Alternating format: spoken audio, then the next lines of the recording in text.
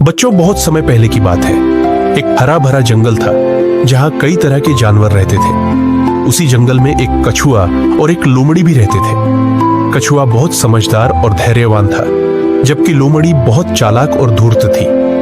एक दिन लोमड़ी ने सोचा, कछुआ बहुत धीरे चलता है, अगर मैं इसे धोखा देकर इसको खा जाऊं तो मजा आ जाए। उसने एक योजना बनाई और कछुए के पास जाकर बोली, प्रिय कछुए भाई, तुम रोज धीरे धीरे चलते हो, इससे तुम्हें बहुत परेशानी होती होगी। क्या तुम चाहते हो कि मैं तुम्हें जंगल के दूसरे किनारे तक आसानी से पहुंचा दूं? कछुआ समझ गया कि लोमड़ी की नीयत अच्छी नहीं है। उसने मुस्कुराते हुए कहा, वाह, ये तो बहुत अच्छी बात होगी, लेकिन पहले हम एक खेल खेलते हैं।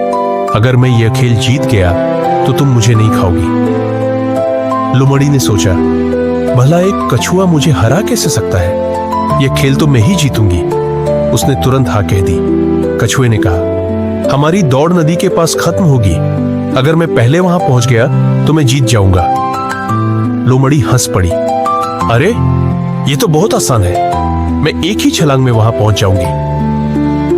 जैसे ही दौड़ शुरू हुई, लोमड़ी तेजी से दौड़ पड़ी और कुछ ही समय में नदी के पास पहुंच गई। लेकिन तभी उसे एहसास हुआ कि कछुआ वहां पहले से ही मौजूद था। लोमड़ी हैरान रह गई और बोली, ये कैसे हो सकता है? तुम तो मुझसे बहुत धीमे चलते हो।